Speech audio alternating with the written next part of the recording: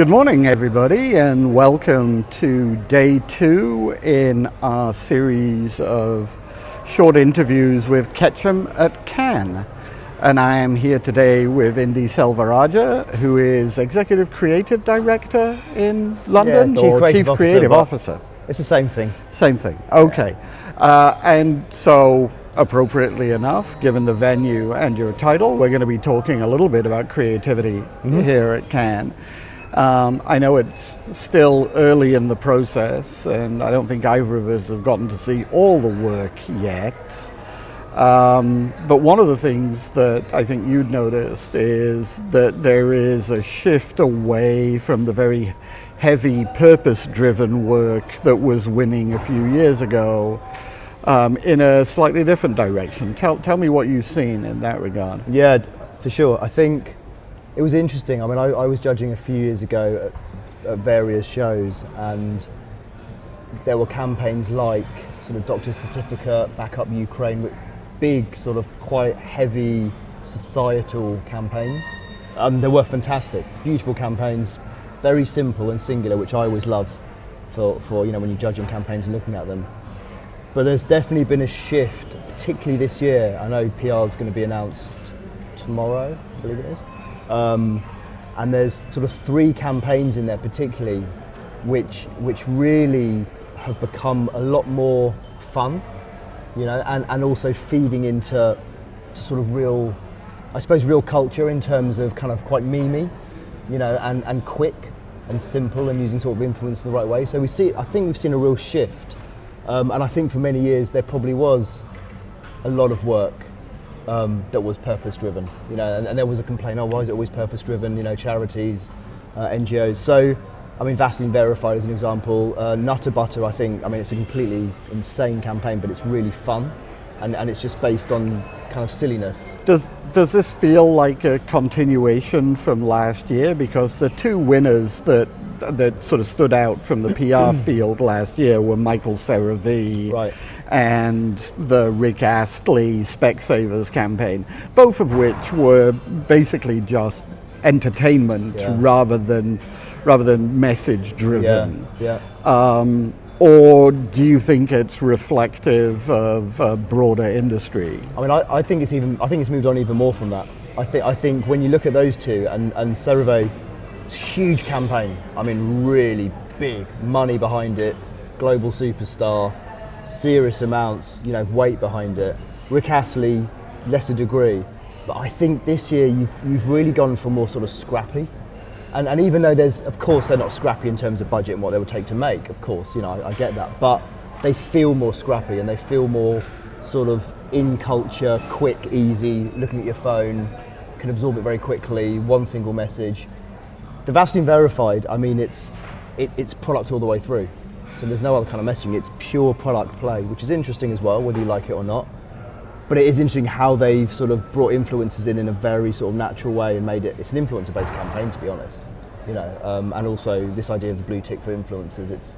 So it just feels like the work is quite sort of in keeping with how people are consuming, if that makes sense, right, which previously it wasn't. And for people who aren't here and maybe haven't seen it, tell us a little bit about the Nutter Butter campaign and why that stood out for you. So the Nutter Butter was really a brand that's dying, and the Sweetheart campaign a few years ago was very similar, Right. Heritage brand, young people just going. I hated the Sweetheart campaign. Yeah, so the situation in Sweetheart, I thought it was quite interesting, only because I liked that they didn't have any waste. Recycling product in an interesting way I thought was interesting. And hated is unfair. I just didn't think it was a gold winner. But anyway, sorry. So Nutter Butter is a similar thing, but what they've done is, rather than playing on heritage in any way, they've just created content. It really is a drive of let's just create huge amounts of content, odd, bizarre, silly, no kind of product placement anywhere. I mean, the actual biscuit looks bizarre. It's kind of pixeled. It's like mangery, and they just flooded,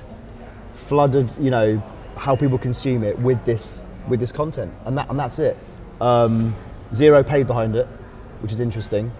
All sort of just through organic, people looking at it, people sharing it. So it's just been this mass sort of let's create as much as we can, which is kind of quite like that. You know, they've obviously put it out to lots of content creators, people, artists, designers. So yeah, a spend behind it, but then just flooded the channels with it, and almost sort of prayed. You know, it's one of those ones where it's like a hope and a wing and go, right. They say there's no paid behind it. I'm assuming that's true, but you would assume there's some. Yeah, I mean, I don't think you can do an influencer campaign these days without money changing hands. It has to be some kind, but it's not in the traditional way. So, so I like the kind of madness of it actually, which and again, as I said, it's just playing into how people are consuming and what people want to look at. If that makes sense, I think that's the other thing. People just want to look at some stuff that isn't really you're not being told anything, and there's no big brand play, which I think is interesting. Yeah. And that's this whole thing of how. I was talking to someone about this and about communities now, and when you think about communities, the sort of fandom, and how brands can actually play to communities in a smart way, because they don't want to be told stuff, and they don't want a big brand shouting its brand down your throat. It also seems to me to be a departure from what I think was the norm for years, which is that you handpicked your influencers and then you tried to control what they were producing on your behalf to make sure it was on message and on strategy. Yeah. And this seems much more of a free-for-all and just go create. And which I really like. And in a way, it's the opposite to Vaseline Verified. If you look at the two together, that's why when you place them side by side, and I think they'll probably do quite well, both of them. Vaseline, it may win the Grand Prix. I think it won a Grand Prix the other night for health. But the Nutter Butter, it's got a sort of a rogueness and a looseness to it, which I like, and probably quite an odd choice in a show like Cannes, I think. Yeah. So let's see. But particularly that one, I'm waiting to see how it forms. Okay. The other theme that I think everybody is expecting to emerge from this year's festival is around AI. Yeah. And I don't know, as a creative, are you ambivalent about how AI is impacting our business, or do you feel like it's just another tool that you can use to produce great work? And what are you seeing out there? Yeah, I think the way to, and a lot of people talk about this, is use it as a tool in the right way. We have it, so our holding company has it. We use it a lot. I would say some people use it. I think designers absolutely use it. I think for things like scamps and comps, use it. Film is a little bit tricky, but I know that they're starting to use it in cut downs a lot more. I would always say, and I stand by this, that as a writer by trade, and I've always been a copywriter, using it in that way is something I'm not doing.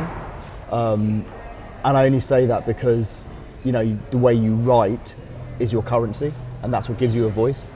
And that's what makes you different from everyone else. That's why I've had the work made that I have. That's why I've written the scripts that I have, for advertising, for TV and PR. So that's the area I'd be very cautious of. And I've sort of said it to some of my team, just be very cautious when you're writing. And I think other applications, absolutely. If it allows you to spend the time doing what you should do rather than the things you shouldn't, brilliant. And I think that's where we use it in the right way. But it's going to be an interesting time, because I think you look at AI coming in, particularly for fields like design, and I think it could easily sort of come in and just chop a lot of people out of the way, which you still need people here thinking, and nuance and culture and how people think and how people react in the human stories. So definitely an interesting time, but yes, for me the writing element of it is something I don't really go near.